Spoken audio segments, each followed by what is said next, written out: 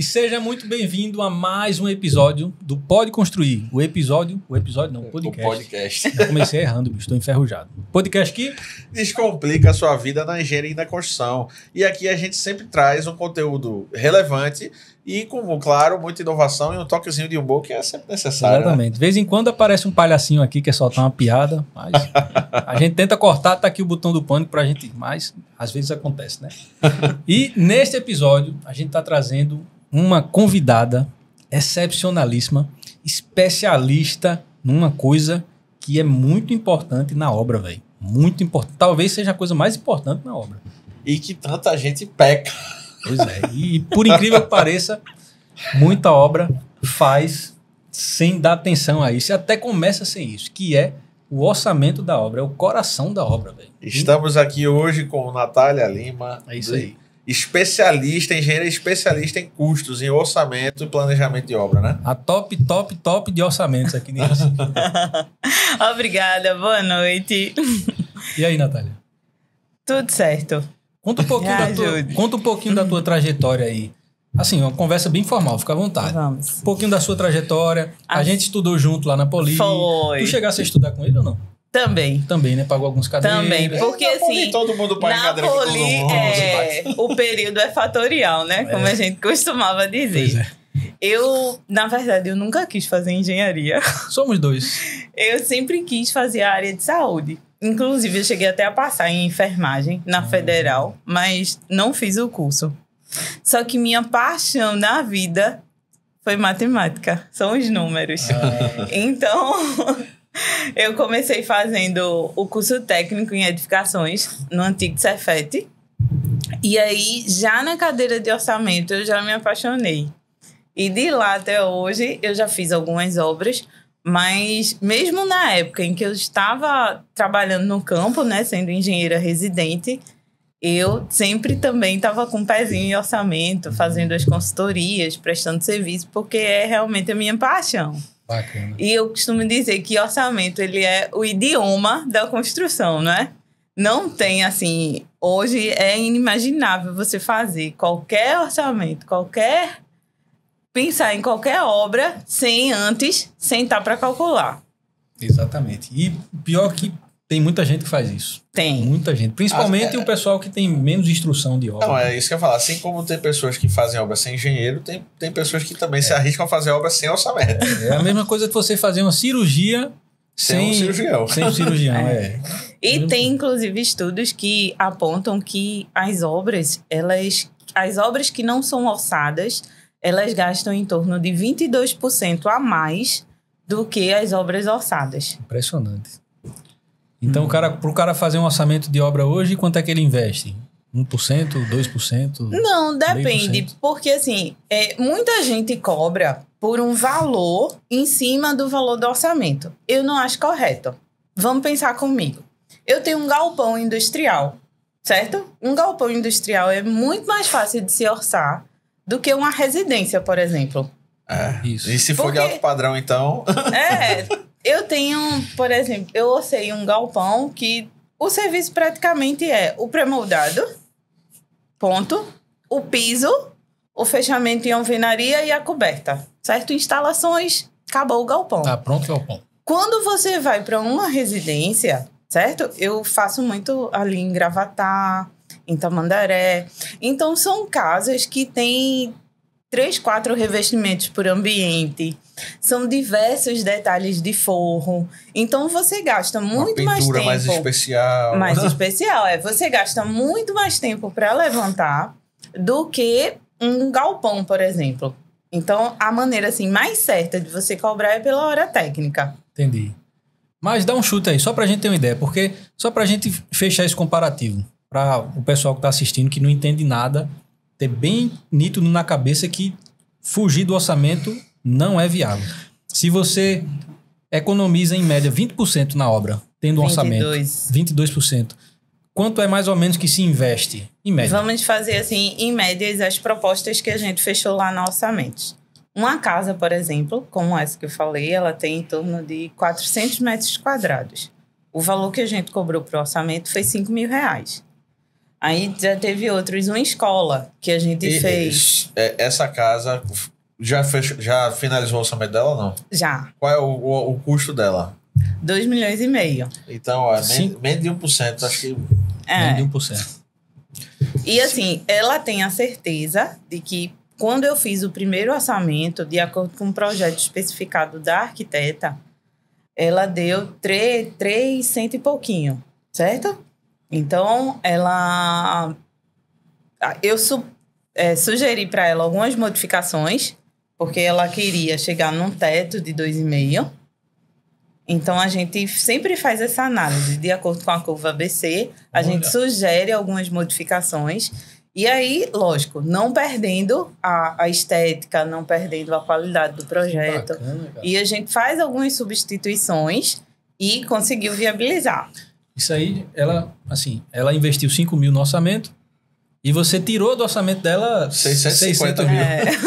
Será que foi um bom negócio? Tá vendo? Pra mim. E aí você ia falar da escola também. Pronto, aí já teve uma escola que, embora essa escola ela teve 3.500 metros quadrados, a gente cobrou R$10.000. Para você ver, assim, que não tem uma proporcionalidade da área. Né?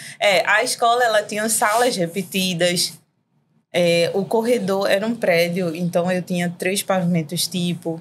Entendi. Então, não é muito difícil você dizer um valor por metro quadrado. Entendi. Bacana. Mas sabe-se que é bem barato, né? Comparado ao custo da obra.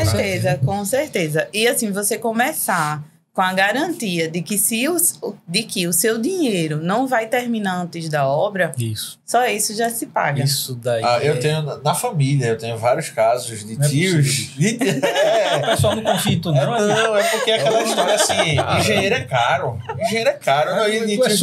Sobrinho é barato, sobrinho é de graça. Tem tio de outro estado também. Tem um tio meu em Fortaleza, ele disse que assim, né? Ia fazer a reforma. Aí era a reforma, chamou o pedreiro vai gastar X. Ele disse que gastou 3 vezes. O orçamento de pedreiro é uma coisa impressionante também. Ele terminou a obra e disse: eu não podia nem matar mais o pedreiro, porque eu já estava no 4º pedreiro, que vai mudando de um pro outro. Aí, assim, eu já vi várias pessoas que começam achando: não, isso aqui é uma besteira, pô, tu vai gastar 30 mil, 20 mil, e gasta 50, 100, 200. Porque qual é o problema? O orçamento do pedreiro é aquele serviço que está ali à vista. Então, você quer trocar um revestimento de piso, ele vai dar aquele preço do metro quadrado para assentar a cerâmica. Quando você vem para o outro lado, a gente coloca o preço da demolição, o preço do bota fora, o preço da regularização do piso que foi demolido e toda uma série de estudos, porque é a engenharia, a gente sabe a maneira correta de executar. O preço dos indiretos, alimentação, transporte, alojamento, tudo isso que o pedreiro nunca vai considerar. E outra, né? Com o orçamento na mão também, você consegue montar o cronograma, estabelecer qual é o histograma, né? Qual é a equipe necessária para fazer aquela obra naquele prazo. Exatamente. Então, só vantagem de você fazer orçamento. Pena que hoje a maior parte das obras públicas é que sempre tem que ter orçamento, mas muita obra privada, às vezes, o pessoal vai fazer sem orçamento, ou então só com uma noção. Se tu vai gastar R$1.000 por metro quadrado. Aí acaba pronto, é isso aí. Vamos chegar nisso aí. Tem uma coisa muito importante para falar disso aí. É isso mesmo. Eu recebo, eu acho que quase todos os dias. Se eu quiser fazer uma casa, quanto eu gasto por metro quadrado? Se eu quiser fazer...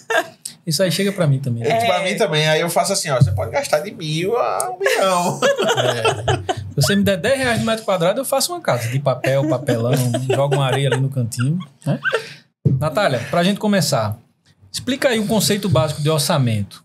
Porque tem muita gente que acompanha a gente que não sabe nem o que é isso. Então, uma introdução básica aí, um resumão. Então, vamos orçamento lá. de obras. O orçamento é a junção de todas as despesas diretas e indiretas necessárias à execução de uma obra.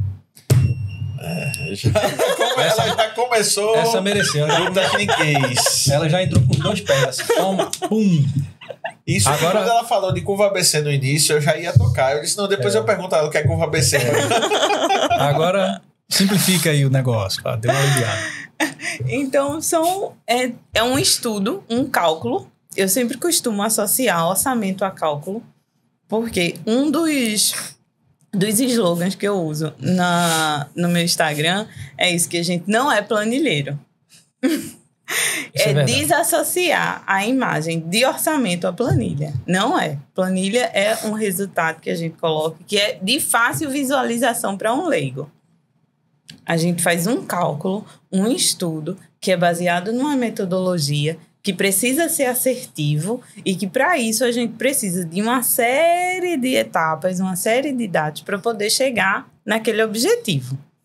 Então, a forma mais light, assim, é essa.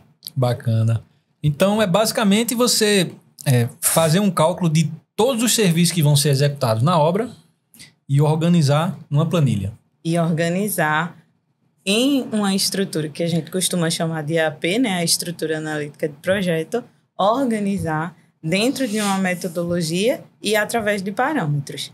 E a gente tem diversos níveis de orçamento. Então, a depender da qualidade das informações que você tem, da maturidade do teu projeto, a gente consegue diminuir consideravelmente o risco daquele número.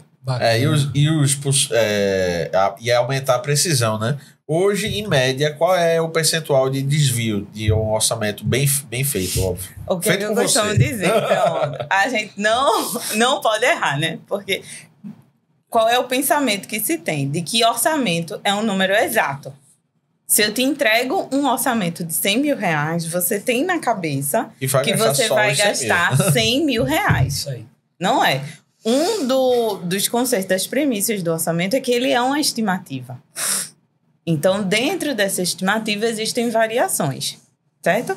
Um orçamento assertivo, com um grau num projeto, já com um projeto executivo, a gente consegue chegar em menos de 5% de variação. Bacana. Ou seja, 95% de precisão aí, pelo menos.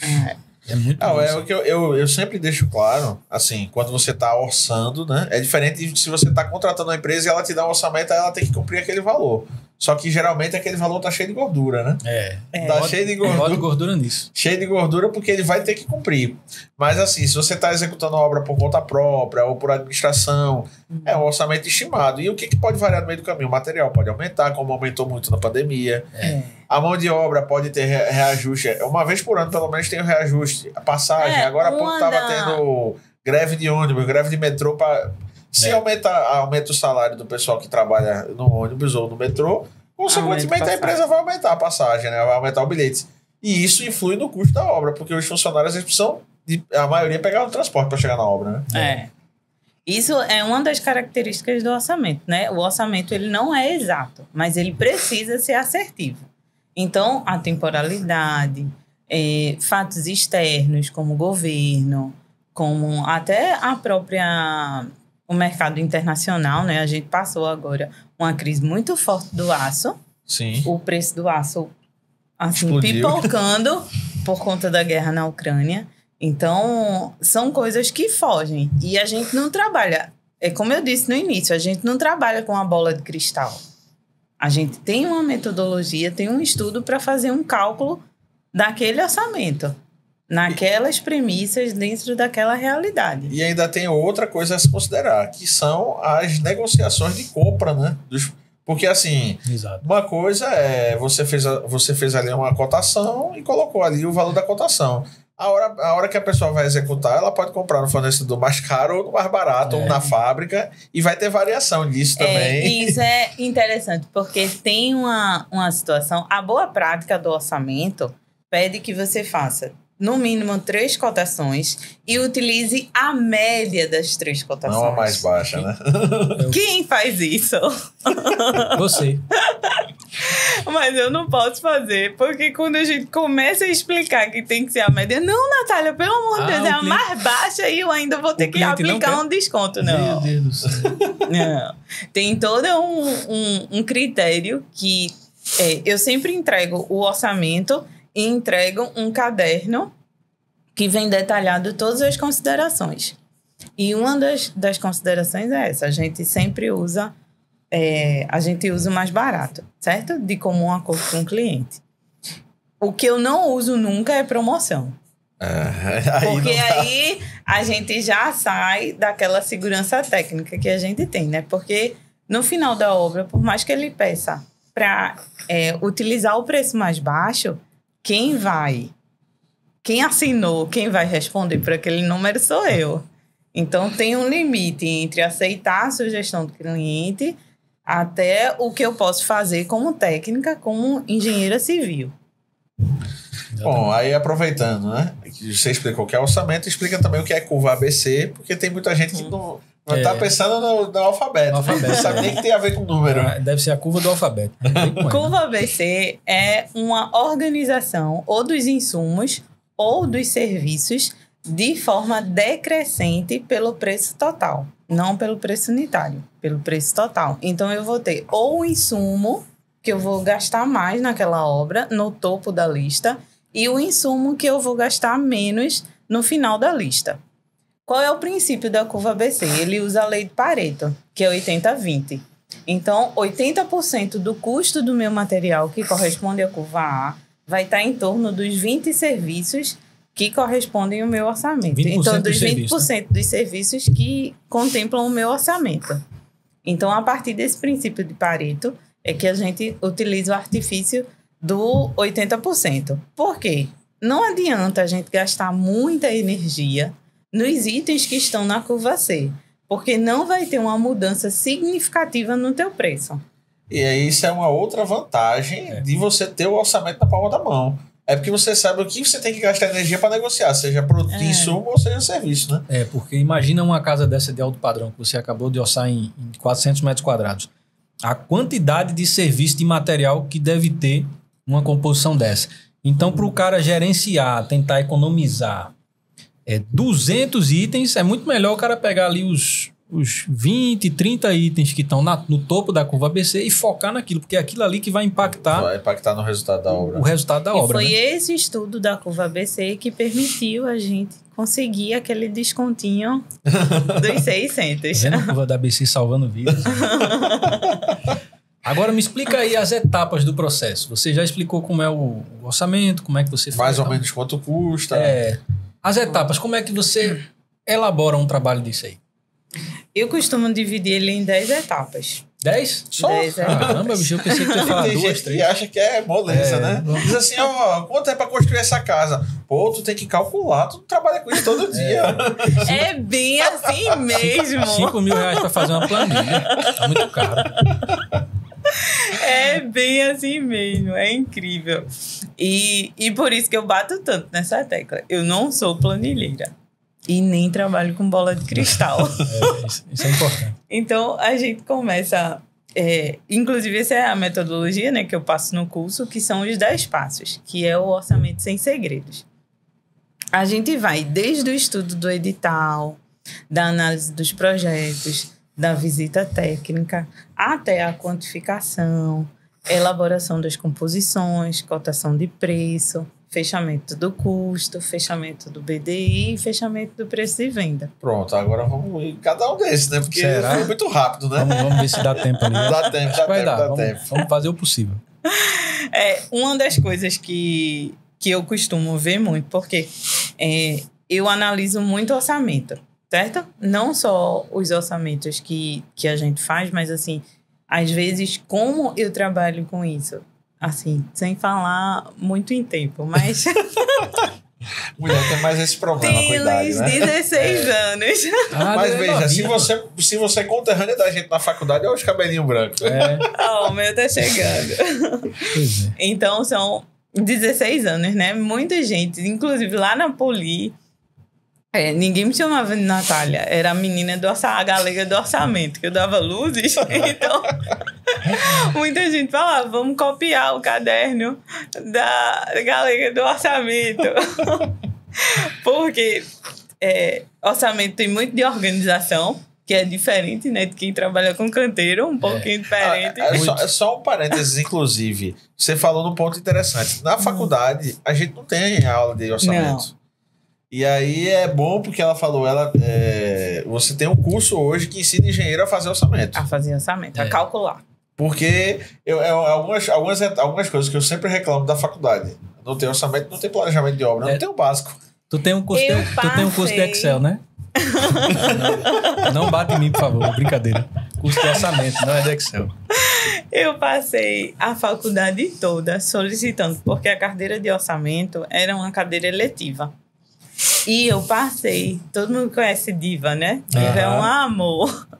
Então eu passei o curso inteiro. Diva, abre a cadeira de orçamento. Todo início de período eu ia lá, Diva, abre por favor, abre por favor.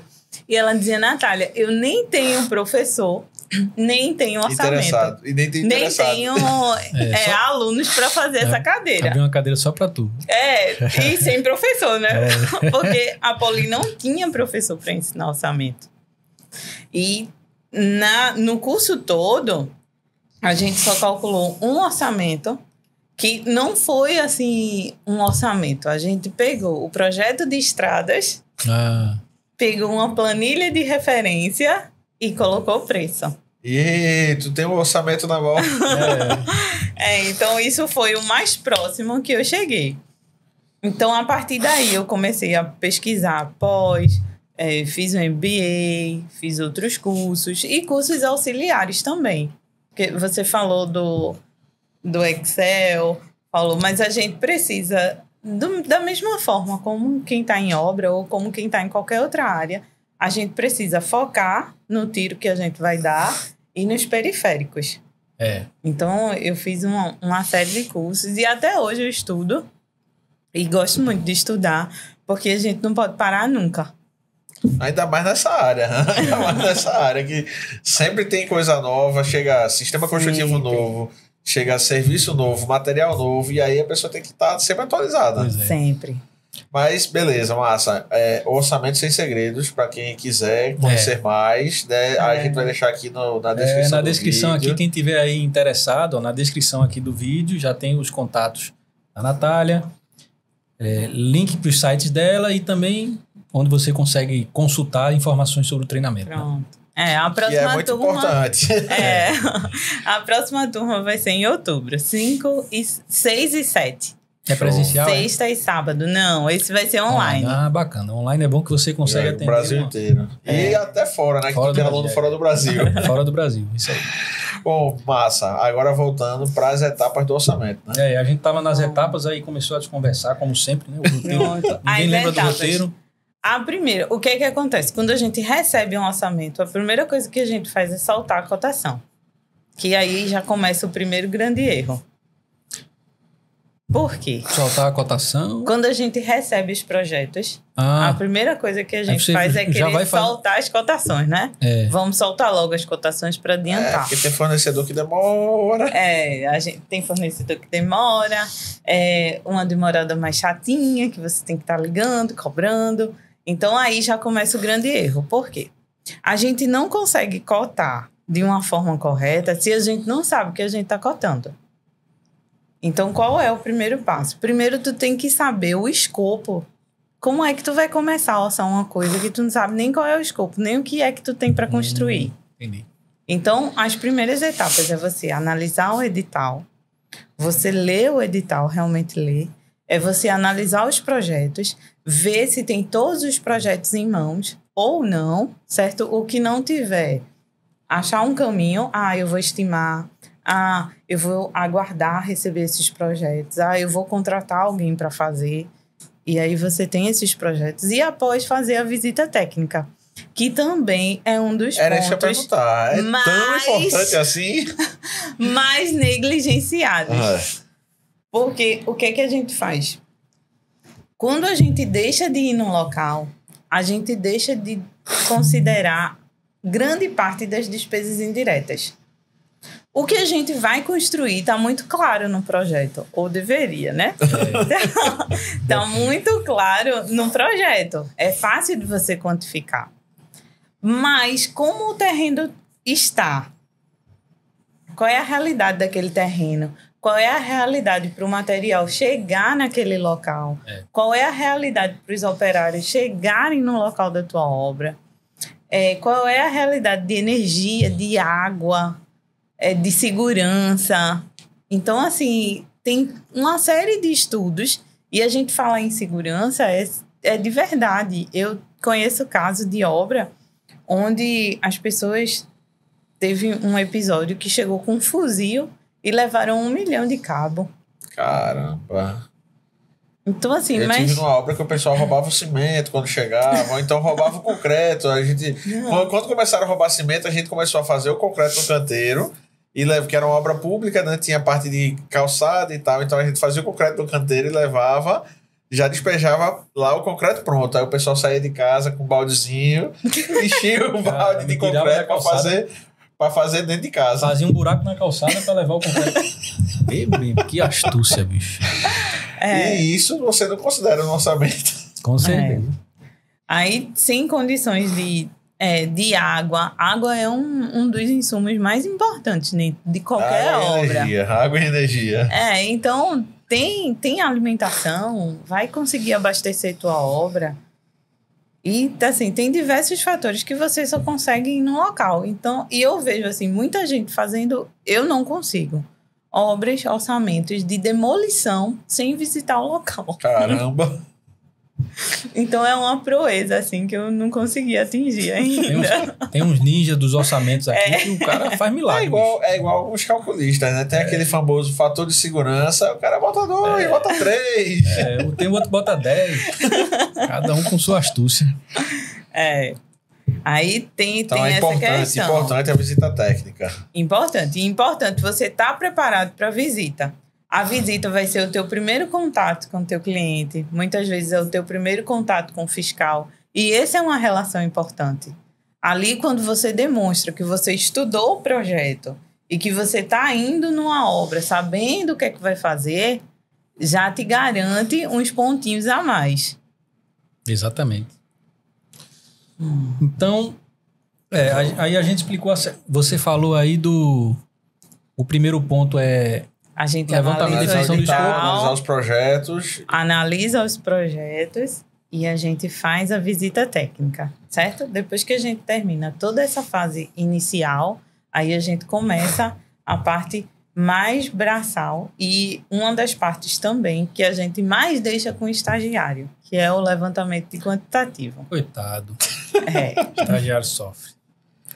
E é fundamental você ter um quantitativo correto e você também atentar, o que muita gente eu vejo passar, é não atentar para os critérios de medição. Então, o que é que ocorre? Quando você faz os quantitativos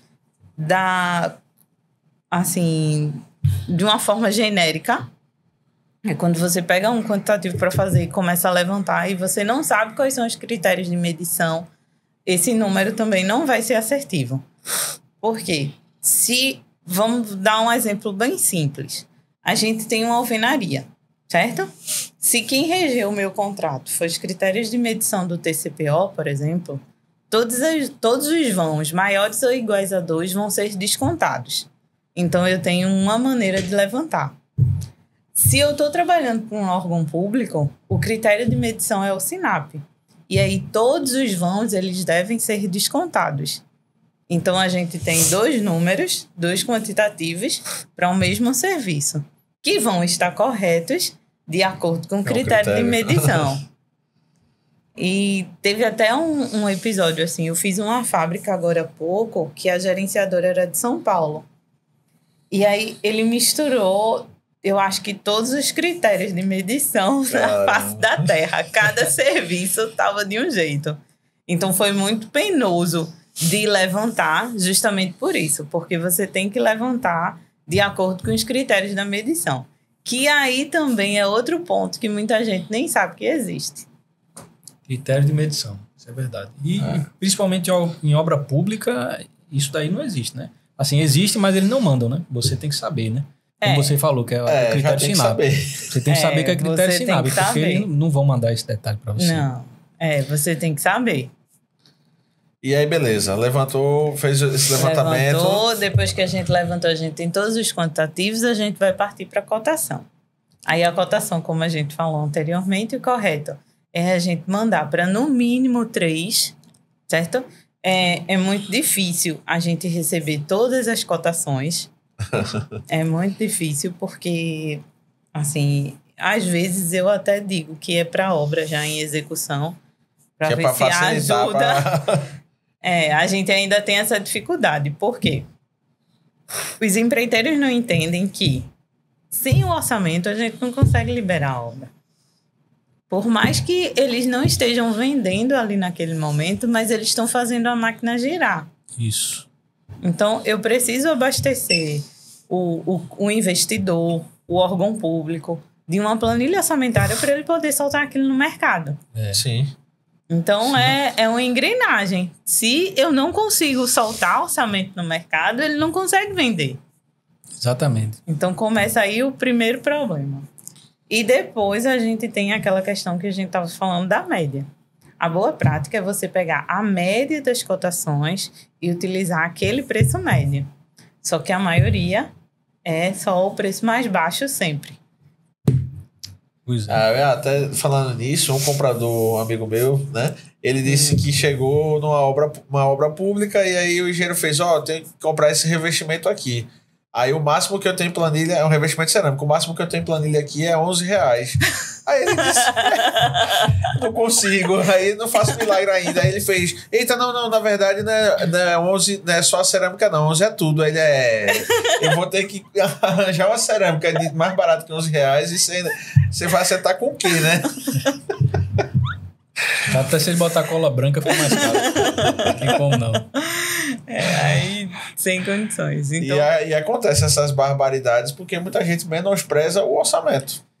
E aí, Natália, você com tudo isso levantado, você já tem os quantitativos, já tem os valores, fechou ali a lista de itens que vai executar com valores. A gente parte agora para a elaboração das composições de preço unitário.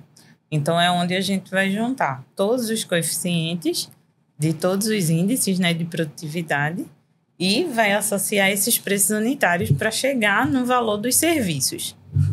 Multiplicando o valor do serviço pelo quantitativo que a gente encontrou, a gente vai chegar no valor de custo do orçamento. Essa identificação a gente também tem que atentar para as despesas indiretas. Quando a gente faz o quantitativo, tem 2 pontos importantes. Um são as despesas indiretas, que não estão explícitas, e o outro é o que eu costumo chamar de serviços ocultos. Certo? Muitas vezes um serviço precisa ser executado, mas ele não está ali expresso de uma maneira assim tão clara. Por exemplo, se eu tenho uma fundação, eu vou precisar fazer uma sequência de serviços de escavação, de escoramento, de apiloamento, de magro, que não está ali, mas precisam ser quantificadas. Às vezes de rebaixamento, lençol freático. De rebaixamento, de tudo. Se eu tenho áreas molhadas, eu vou precisar fazer uma impermeabilização. É muito difícil a gente receber um projeto de impermeabilização. Então, é difícil às vezes até receber o projeto, né? Quanto mais um projeto específico de impermeabilização. Então, se eu tenho um papel de parede, eu tenho que atentar que aquela parede ela não precisa estar pintada, mas ela precisa ter a massa branca, para poder não dar interferência no papel. Então, assim, você precisa conhecer o que é que você está construindo, quais são os métodos construtivos para poder orçar direito. E aí, depois, quando a gente faz essa compilação, que a gente chega no custo da obra, aí a gente parte para o finalmente, que é onde a gente calcula o preço de venda e depois a gente traz para calcular o preço de BDI. E o BDI não é 30%, por favor. É 50%. Primeiro explica o que é BDI, tem muita gente que não sabe. São as bonificações, a sigla é uma sigla inglesa, mas a gente traduziu, né, de uma forma um pouco diferente, mas é bonificações e despesas indiretas. O BDI da tua obra, ele deve corresponder todos os impostos, o risco daquele teu orçamento, o overhead, que é o que você gasta no seu escritório central. Então, para você construir, você tem uma despesa fixa, certo? Então, são percentuais, certo? Que incidindo sobre o preço, também, né? O preço de venda vai te dar esse retorno. BDI de 70%. Ou seja, em cima... Se for obra pública, aí o TCU tem limite de BDI. Exatamente. Mas se for obra privada, eu já vi gente botar BDI de 200%. Agora... Eu já vi colega de faculdade fazer assim, botar os números assim e jogar pra cima. Aí pronto, agora eu vou montar meu orçamento. Eu tô fazendo o quê? Eu tô fazendo meu orçamento, pô. Aí esse colega específico, ele disse assim, eu não perco tempo com orçamento. Porque tem muito cliente que só quer orçamento. Aí eu vou fazendo aqui os preços aleatórios. Eu disse, mas e aí? E se ganhar? Aí se eu ganhasse, o cara disse assim, vou fazer contigo, aí eu orço. Aí se tiver bom, eu faço. Se não, eu digo, eita, eu tô sem equipe agora. Aí o que ele disse? Ele disse que já teve caso de obra que eu orcei 100 mil, eu ia gastar 10. E o cliente disse, eu quero fechar. Aí ganhei dinheiro pra caramba. E teve obra que era o contrário. Eu ia gastar 100 e eu cobrei 10. Aí eu disse, eita, eu tô sem equipe agora, só daqui a 6 meses. Aí o cliente, eu espero. Ele disse, mas daqui a 6 meses a proposta não tá mais válida. Vai mudar. Esperto.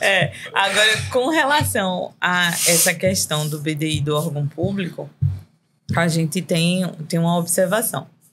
Eu tenho alguns clientes, certo, que trabalham para o órgão público, que o BDI deles, da realidade deles, não se encaixam nos limites do TCU, certo? Então, o que é que a gente faz? A gente sempre calcula o orçamento da forma correta para atender a realidade da construtora, certo? E aí, quando vai caneta e papel aceita tudo, quando a gente vai apresentar e fazer aqueles formulários de composição do BDI, tudo aí faz aquela maquiagem. Mas você tem sempre que calcular tudo na sua realidade. Você calcula na realidade. Vê se lhe cabe aquela obra, e aí depois você se mete a fazer. Na tua experiência, qual é o fator que mais influencia no orçamento? O fator que... mais influencia para mais ou para menos no orçamento? O que mais afeta o orçamento? O valor, o custo, a mão de obra. A mão de obra. Por quê? A mão de obra é empírico. Assim, eu vou fazer essa sala, certo? Então, eu consigo quantificar a tinta, eu consigo quantificar o forro, mas eu consigo quantificar. Agora, o profissional que vai vir aqui pintar, eu posso ter um que pinte em 2 horas, eu posso ter um que leve o dia todo, eu posso ter um que falte 3 dias para poder chegar. Isso é verdade. Então, a mão de obra, ele é o fator mais, assim, melindroso para você conseguir. E uma solução para esse problema que muitas construtoras não fazem é quantificar realmente a produtividade da sua equipe. Principalmente, assim, dos serviços corriqueiros, porque cada construtora tem a sua expertise, tem o tipo de obra que mais se encaixa, né, na sua realidade. Então, aponta aqueles coeficientes, cria um banco de dados, até para chegar num número cada vez mais assertivo, cada vez mais competitivo, porque é o que vai, muitas vezes, definir um processo licitatório. Eu lembro o professor de faculdade contando uma vez, eu não lembro se foi Colasso. Se foi Colasso, Deus o tenha, né? Mas eu acho que foi ele. Ele disse que uma construtora que chegou a ser top 1 Brasil, né? Antes da Lava Jato, ela participou, tipo, na década de 90 de uma licitação internacional. E aí ela era, não sei se era uma represa, alguma coisa assim, ela orçou 40 milhões de homens-hora para aquela obra. E o que ganhou a licitação, ganhou com 10 milhões de homens-hora para a obra. Aí foi quando alertaram, assim, eles se atentaram a, tipo, como é que tem essa discrepância? Não é possível que a mão de obra da gente seja tão ineficiente que eu precise de 4 vezes mais do que o concorrente. E aí foi quando eles começaram a fazer exatamente isso, quantificar a capacidade produtiva da mão de obra deles. E trouxe muita competitividade, tanto que nos anos seguintes eles chegaram a ser top 1. Aí montaram, quando começou a tecnologia, porque isso foi na década de 90 ainda, parece. Aí quando começou a tecnologia, eles montaram um sistema para aferir a produtividade e tudo mais, e realmente observar isso, que é um fator muito... E hoje a gente tem tanta tecnologia, tantos aplicativos. É uma forma assim que até do próprio celular, do profissional, ou um dispositivo no capacete, pode quantificar essa produtividade. Falando em aplicativo, tu usas algum aplicativo para orçar ou é realmente Tem 2 aquele sistemas. famoso Não, Excel não. Eu costumo usar 2, certo? Eu tenho o Orça Fácil, certo? Que eu uso quando estou trabalhando preciso trabalhar com preço e Sinap. Então, são planilhas, geralmente, para financiamento bancário, quando a gente precisa fazer alguma liberação no BND, ou até para órgãos públicos também. Aí eu uso o Orça Fácil, porque é uma plataforma mais ágil nessa modalidade. E quando é um orçamento para uma construtora particular, realmente eu uso o Cienge, que aí é uma plataforma mais robusta. Ela engloba desde o orçamento até o financeiro. Tu pode criar tuas composições próprias também, né? Não, os dois a gente consegue criar. Os dois, assim, eles para orçamento, os dois são muito bons. Um tem a peculiaridade, porque o banco de dados do Orça Fácil, ele é muito mais fácil de você acessar. O Cienge também tem Sinap e outras planilhas de referência, mas é uma forma mais difícil de você acessar. O Orça Fácil, ele é bem mais intuitivo e você consegue trabalhar com ele. E o Cienge é mais para quem tem, assim, quem vai dar sequência.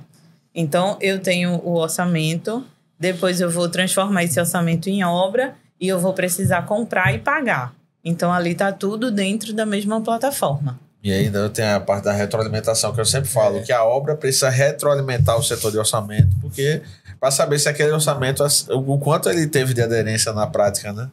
Um orçamento na gaveta não serve de nada. Exatamente.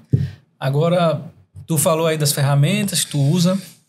Por que não Excel? Explica aí. O Excel é uma planilhinha que todo mundo tem acesso, é fácil, é de graça. Qual o problema? Não é de graça. Não. Mais ou menos. Vamos fingir que não é. Não, mas assim, o que a Microsoft fez de colocar a mensalidade baixinha, eu acho que diminuiu muito a pirataria. E o online também, o online é bem acessível, né, velho? É o Google Planilha, no caso, né? Não, o Excel mesmo, online. Tá. É esse. Microsoft Online mesmo. Eu não sei. É similar, mas é a mesma coisa. Só que é do Google, né? E esse é do... Não, é o Microsoft. É o Excel, o Web mesmo. O Excel da Microsoft mesmo. Pronto, o Google tem um. O que é da Web, que é esse, o Google Planilhas. Olha aí. Esses sistemas, certo, que a gente trabalha, eles têm já toda uma codificação que minimizam os erros. Então, tipo, eu tenho um cimento cadastrado e eu vou atribuir um preço a cimento. E aí o cimento vai estar com o mesmo preço em todos os lugares. Eu tenho uma composição de piso cimentado. E aí eu posso colocar o cimentado em vários pontos da minha planilha, eles vão estar com o mesmo preço. Quando a gente parte para o Excel, a gente tem que fazer todas as formatações de fórmula e a gente tem que alimentar manualmente muita coisa. E aí é que mora o perigo. Abre para muito erro, né? Porque você digitar ali uma coisinha errada... Se for um orçamento pequenininho, até dá para fazer. Mas quando você vai para uma coisa mais robusta, né? Mas veja, o que é que eu costumo dizer aos meus alunos? O Orça Fácil, por exemplo, ele te dá no mínimo 7 dias de graça, certo? 7 dias. E a maioria das vezes ele deixa você lançar até 5 obras, independente dos 7 dias. Certo? Lógico, tem umas limitações de ferramenta, mas ele te deixa conhecer a plataforma. Outros também fazem isso. Você não senta para calcular um orçamento por menos de um salário mínimo. Certo? Então, você sentou para fazer, você não vai sentar para cobrar R$200, R$300. É um serviço técnico. Só com o teu primeiro orçamento, tu paga o ano. Quanto é um ano dessa ferramenta? R$900, em torno de R$900. O Orça Fácil? O Orça Fácil. Para você utilizar, para um usuário utilizar durante um ano. Você paga com um serviço. Então, assim, não tem justificativa para você se arriscar. Planilha. Porque, poxa, você está começando, você está fazendo seu nome e você vai entregar um trabalho que pode ter erro. E o que é pior, que o cliente que vai descobrir o seu erro A maioria, assim, se você olhar o Instagram, eu uso muito para divulgar mais o curso. Porque os clientes que eu tenho, eles voltam, um indica para o outro.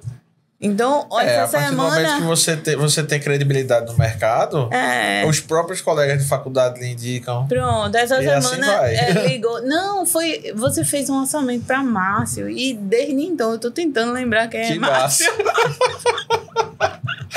E não consigo, mas assim, vai. E você vai se arriscar por tão pouco. Não entra na minha cabeça. Entendi. Então já fica a dica. Se você quer ser orçamentista profissional, por favor, contrate uma ferramenta profissional. Sem criar atrito com Bill Gates, mas nesse quesito, Microsoft... Não, é porque são as finalidades, na verdade. Né? O Excel não é para essa finalidade. Ele serve para a mesma coisa, mas não para isso. Não é para isso. Aí você fala muito assim.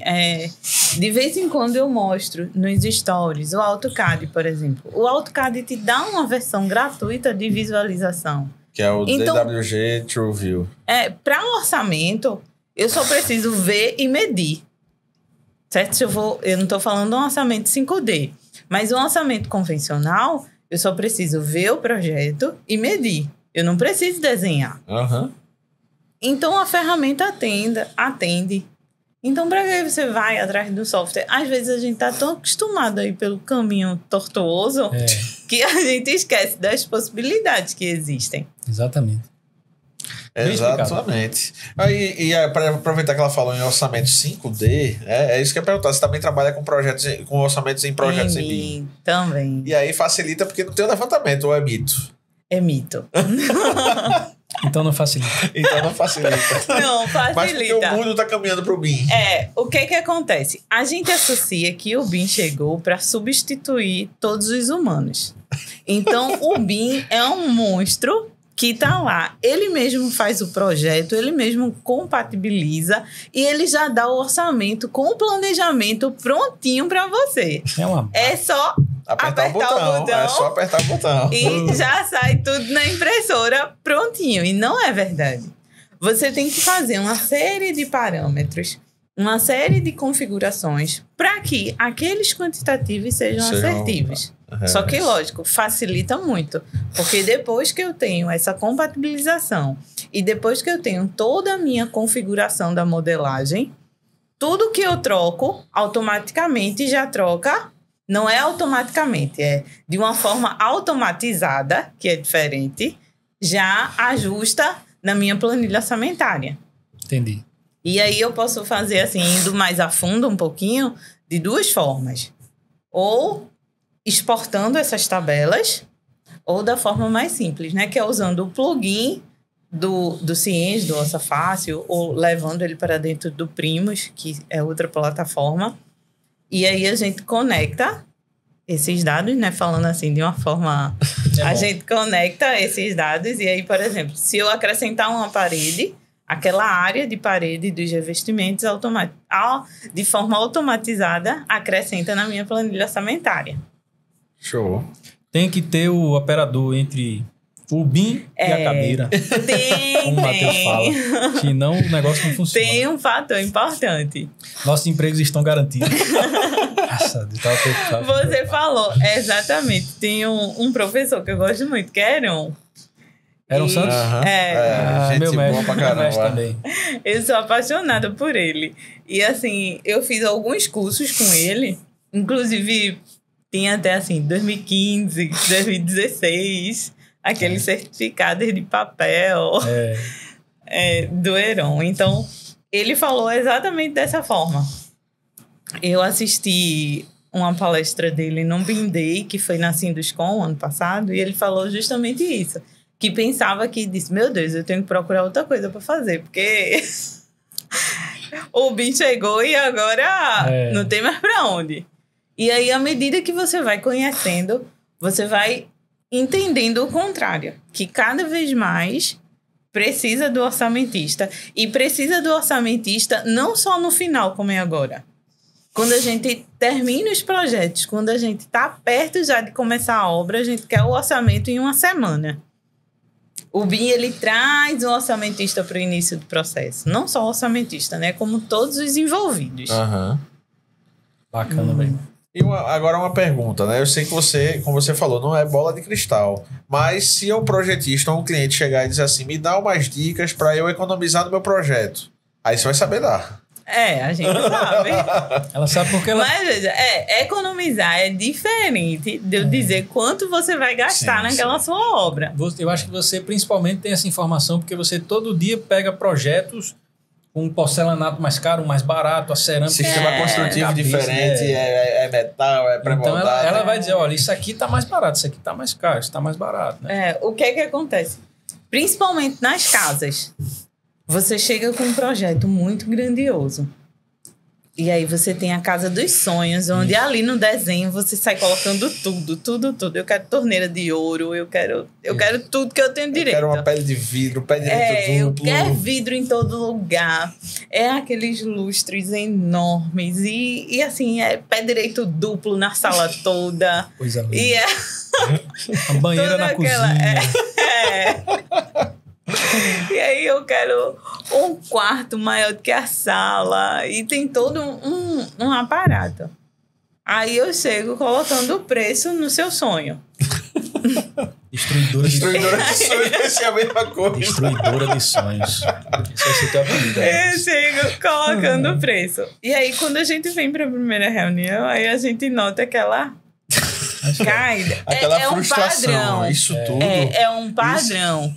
Um padrão. Quando ela vê, eu vou ter que tirar a banheira da cozinha. A área gourmet vai ter que reduzir. É um padrão. Mármore é tão caro. A gente sente aquela tristeza, né? Aí fica aquele minuto de silêncio. Aí a gente tenta descontrair, aí solta uma brincadeirinha, solta outra. Tem que ter humor. Aí eu sempre falo, Deus não coloca no seu coração um sonho que você não possa realizar. Aí você contrata um assistente social para lhe ajudar. Quando você der o orçamento, aí você sai, entra assistente social. Vem cá, vamos conversar. Olha, pra que isso tudo?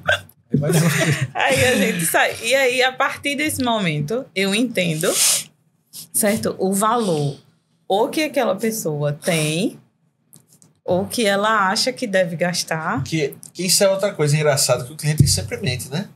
Você tá pensando em gastar quanto? Não queria gastar muito não, até tanto. Só que tá muito diferente do que a pessoa tem ou do que a pessoa tá realmente... Aí você chega, tá bom, 1 milhão aí. 1 milhão? Isso tudo... É que eu só tenho uns 300.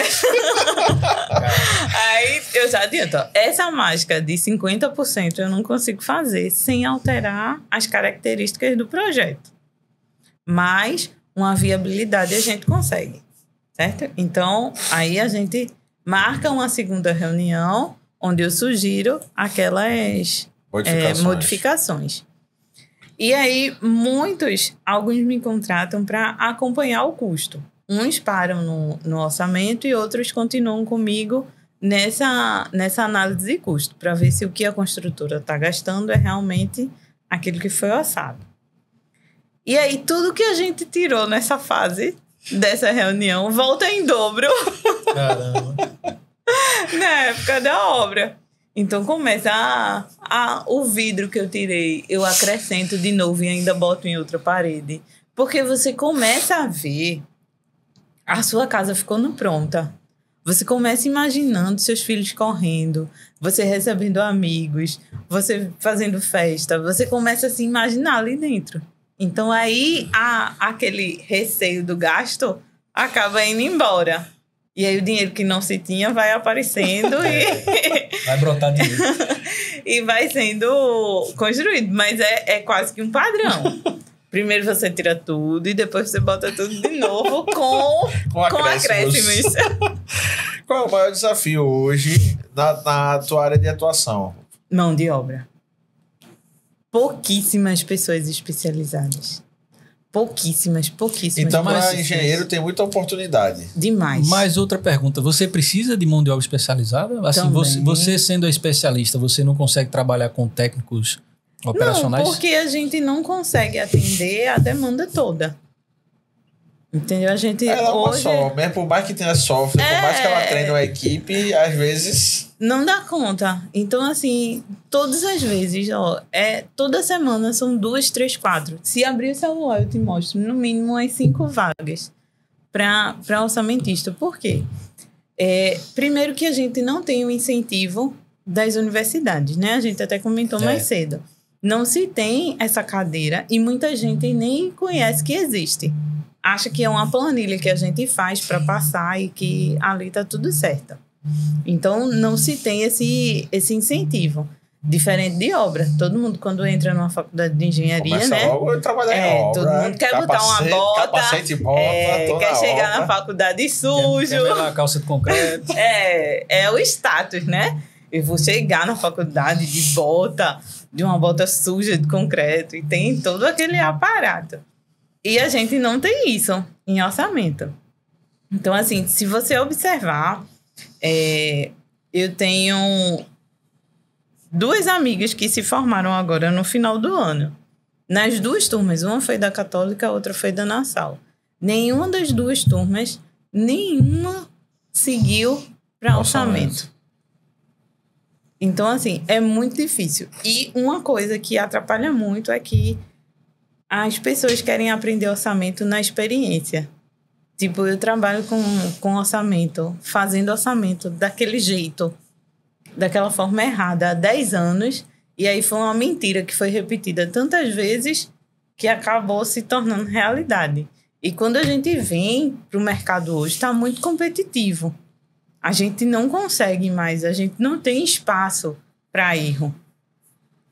O que a gente tinha não se tem mais. E é justamente isso, essa falta de mão de obra para a área da engenharia, que é a mais bonita.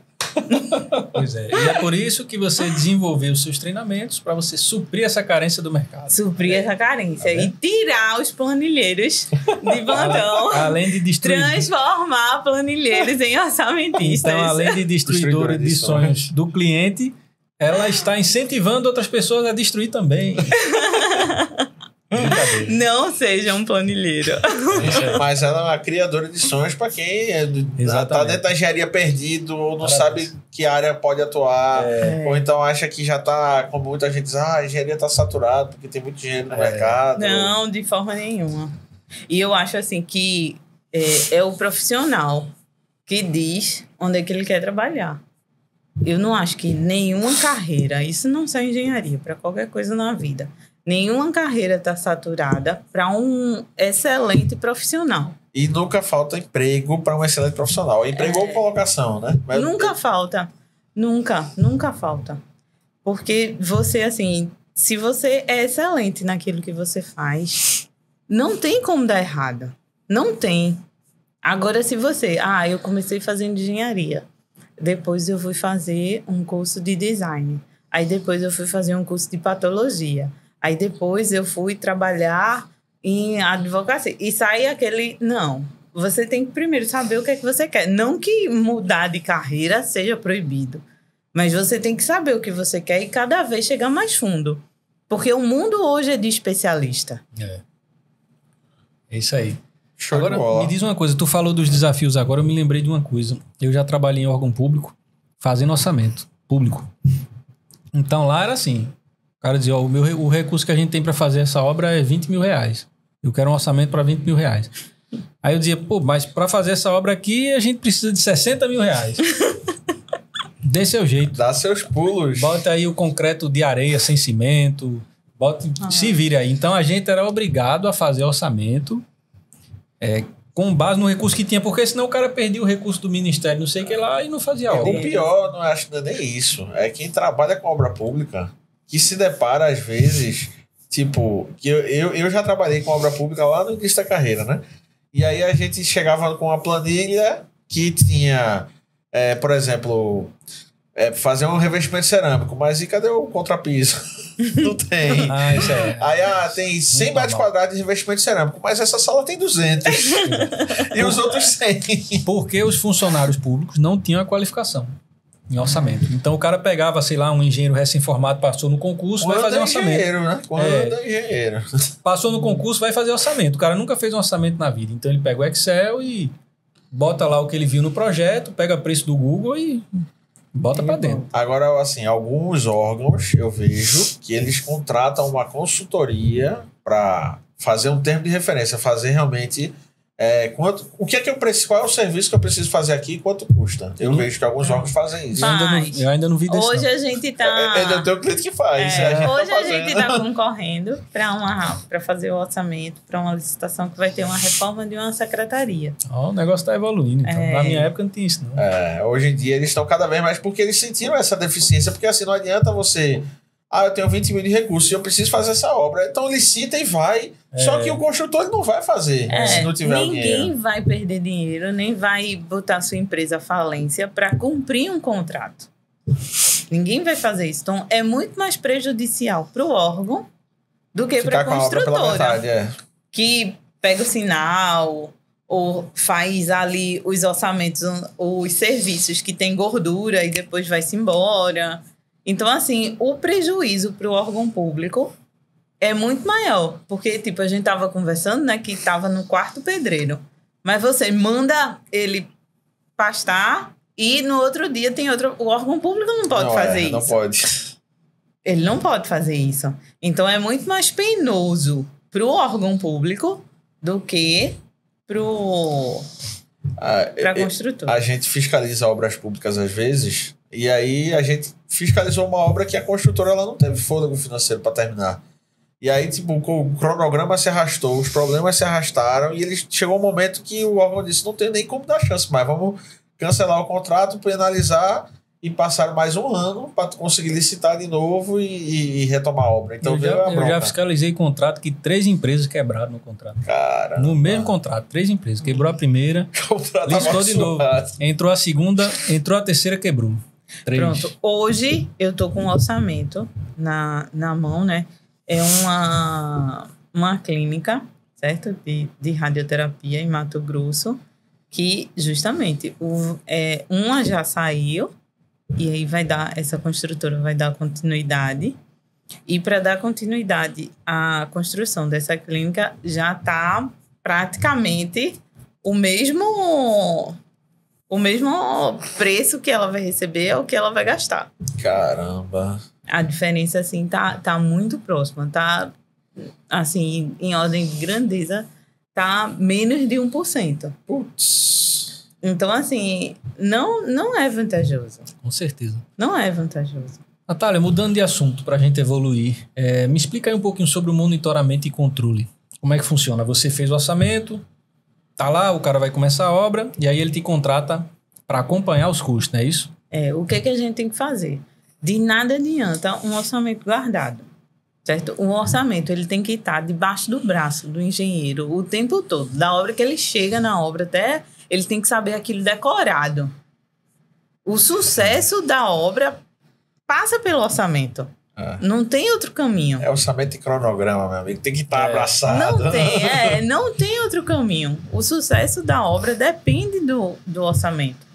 Então, aí, o que acontece? A partir do momento que você tem a estrutura orçamentária, vai te guiar em todas as decisões. Tudo o que você tem que fazer. Isso, eu estou precisando aumentar o faturamento esse mês. Quais são os serviços que eu tenho que fazer que me dão essa folga? Eu não consegui a mão de obra necessária para atender a demanda da obra. Quais são os outros serviços terceiros que eu consigo associar ao meu cronograma semanal para que a gente consiga continuar com o mesmo prazo final? Então, assim... Você dá essa assessoria ou ajuda nessa tomada de decisão ou não? Ajudo, porque assim, tá muito interligado. Agora, você precisa ter um acompanhamento do orçamento e um acompanhamento do prazo. É um conjunto. Sim. É um tripé. Agora, muita gente vai executando, e tudo se compra na Ferreira Costa, Eita, eu não sei nem se pode falar. Ela não tá patrocinando, não? Mas... Cobra royalties. Tudo se compra no mercado e aí você vai executando de qualquer forma e acaba que no final a conta chega. E uma coisa também assim, por exemplo, tem fornecedor que parcela, que fatura, tem fornecedor que avista. Então, às vezes, se você tiver conhecimento disso, com o orçamento na mão, você planeja também seu fluxo de caixa. Seu fluxo de caixa, com certeza. Então, assim, é ele que vai te dar o parâmetro se você está andando na linha ou não. Agora, para isso, você precisa devorar o orçamento. Você precisa conhecer, assim, profundamente. E quando eu falo orçamento, não é só o resultado, não é só a planilha orçamentária. É conhecer as composições, porque é ela que vai te dar a lista de compras. São as composições que vai dimensionar a tua equipe. Então, conhecer como você... tem casos também que a forma como eu pensei para executar aquele serviço no orçamento, o engenheiro, quando foi fazer, pensou de uma forma mais otimizada. E aí a gente conseguiu encaixar dentro do custo, porque apesar de ser mais caro, mas diminuiu um pouquinho o prazo. Então, é um serviço de engenharia, é um serviço de cálculo, é um serviço de Lego, de você encaixar as peças no lugar certo para ter aquele resultado. Agora, para isso, você precisa conhecer e precisa dominar o orçamento, precisa saber ler. Show de bola, show de bola. Bacana. Natália, tá ótima a conversa, muito obrigado pelas informações. Mas o nosso tempo está chegando ao fim, que a gente já falou bastante. E estamos chegando também na hora que muita gente está ansiosa, aguardando. Tem mais alguma coisa que você queira explicar antes da gente chegar na parte boa do podcast? A todo mundo, eu já virei especialista em orçamento. Formado. Não, tem que fazer o curso primeiro. Vou fazer o curso e vou apagar o meu Microsoft lá. Meu Office. Vou ficar só com o resto. Não, foi um prazer. Foi ótima a nossa conversa. E espero ter contribuído, né? Não, bastante. E até, assim, a gente levou a conversa a um nível de que mesmo que não tem o conhecimento técnico, conseguiu assimilar as informações. Aí só uma pergunta para finalizar, que é: orçamento sem segredo, se o cara não for engenheiro, ele pode fazer ou não? Não, ou técnico ou arquiteto. Técnico de edificações, arquiteto técnico ou engenheiro. Técnico de edificações, arquitetos e engenheiros. Mas porque se for curioso, eu não adianta. Não, porque eu não vou ensinar a ler um projeto. Eu não vou ensinar a metodologia construtiva. Mas, de repente, o mestre de obras também conseguiria acompanhar ou não? Aí Lógico, depende da base dele, né? Mas, de repente, se ele tiver um conhecimento de obra e... Né? Precisa ter um conhecimento. Porque, assim, a gente não aborda... A base. Não a pessoa aborda leitura de projeto. Você precisa...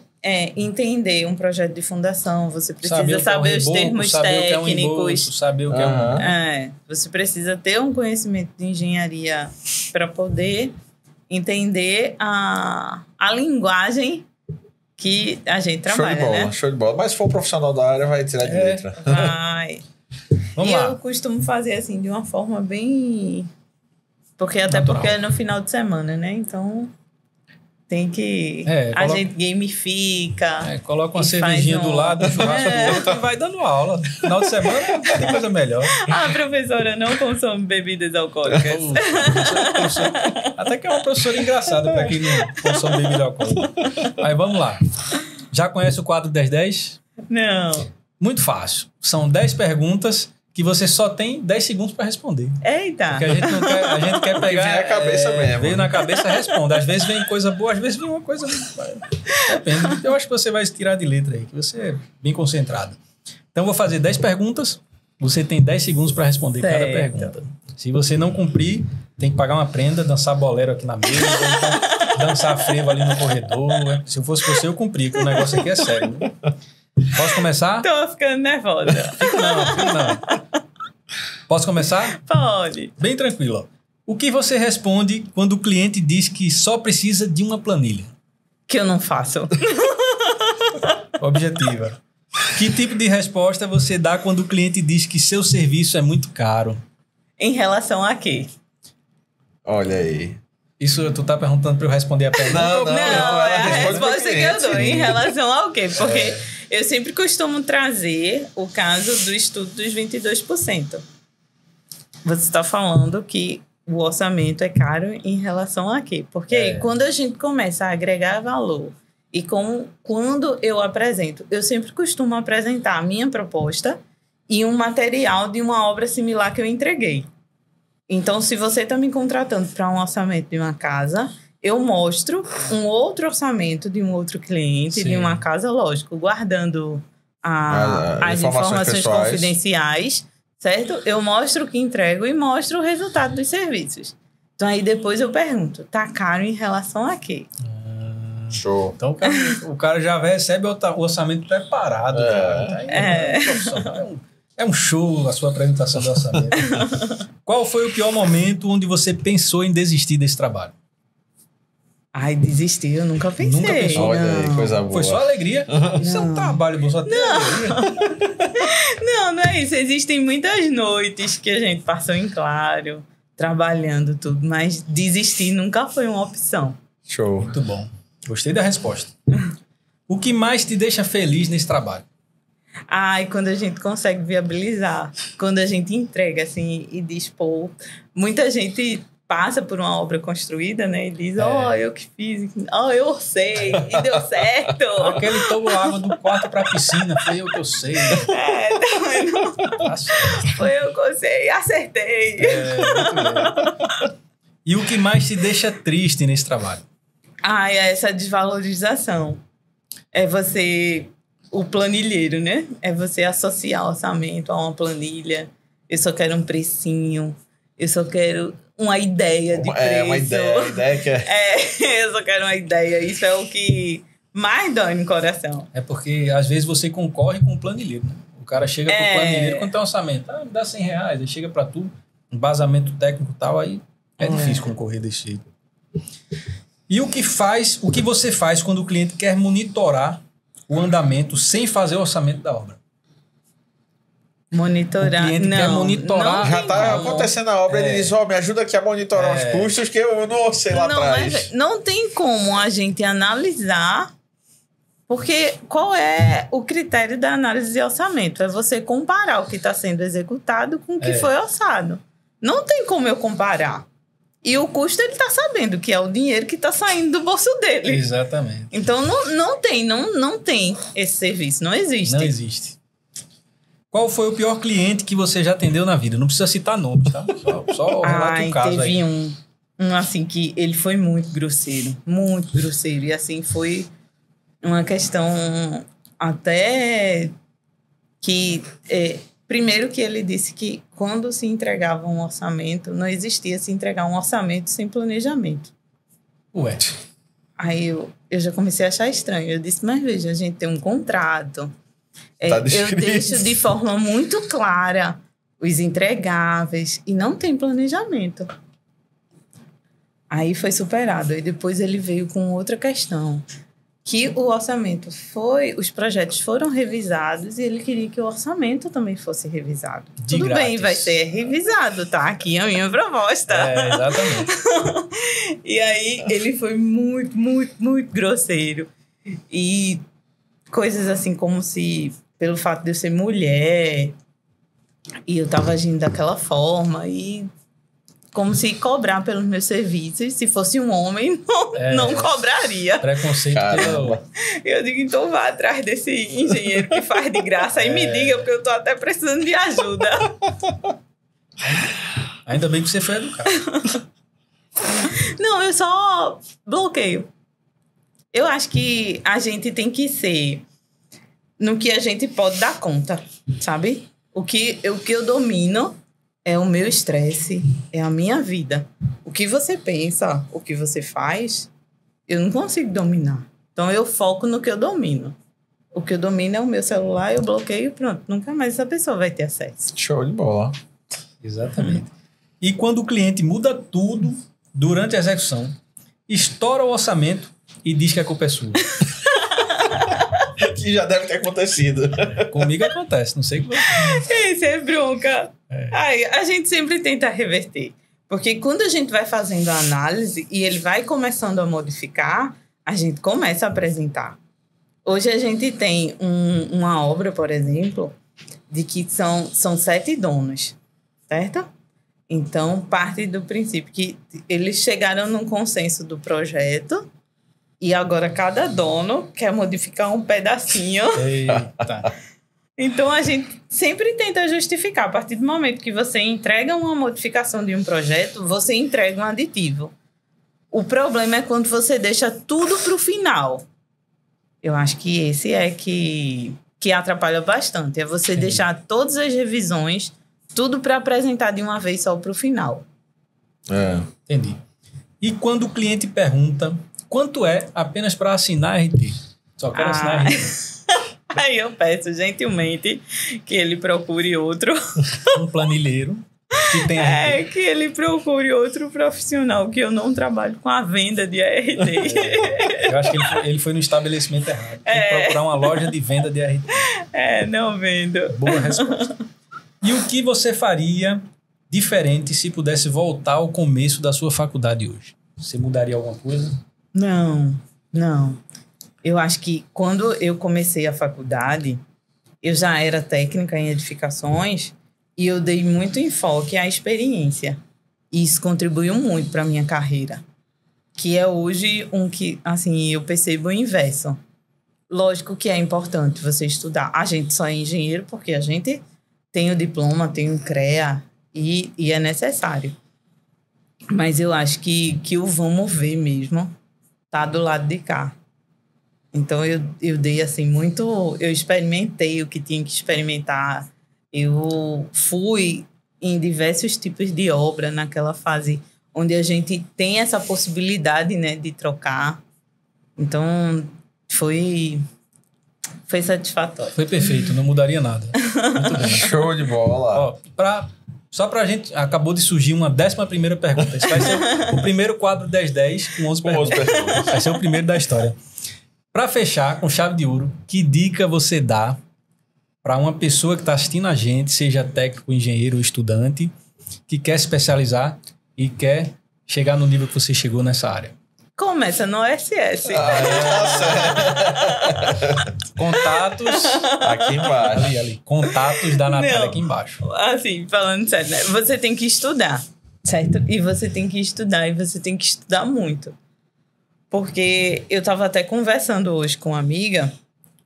Quando eu comecei nessa área de orçamento, eu trabalhava no setor de suprimentos e ficava à noite com a menina de orçamento para ela me ensinar. Então, eu não recebia.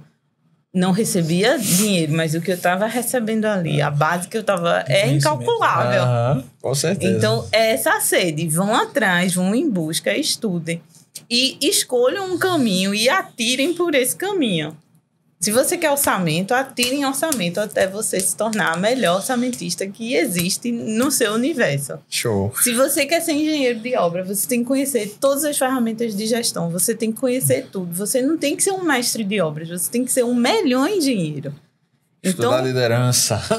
Então foca naquilo e vai com vontade, sabe? Eu acho que o que falta é essa vontade, assim, de querer mesmo. É isso aí, isso falta. Com certeza. Mas nossa hora acabou, infelizmente. Senhoras e senhores, estivemos hoje aqui com Natália Lima, especialista em orçamento e especialista e também ensinar engenheiro que quer fazer orçamento, sem segredos. Natália, muito obrigado aí pela sua participação. Adorei o episódio. Não foi sei show, se foi show. Gostou, bicho? Foi show de bola. Tá aprovado dessa vez. Aprovado. Dessa vez ele gostou. Pela cara dele, eu tô achando que ele ficou feliz. Edu, meu comandante, gostou? Até Edu gostou? Então... Edu vai fazer orçamento. A próxima reforma. Ele não quer mais nem obra. Então é isso. Se você gostou de mais esse episódio, não esquece de deixar um legal, se inscrever no canal, porque só assim ele vai receber as próximas edições que estão por vir. E os contatos da Natália todos aqui embaixo. Ó. Quiser fazer... Compartilha com o amiguinho. É isso aí. Manda para quem... Até a próxima. Manda para aquela pessoa que você sabe que vai fazer uma obra sem orçamento. Olha aí, um tiro no pé. Já fala com a Natália aqui, o contato aqui embaixo e bola para frente. Show de bola? Vamos embora. Muito obrigado. Ótimo, obrigada e também. Foi ótimo estar aqui com vocês. É isso aí. Até a próxima. Valeu.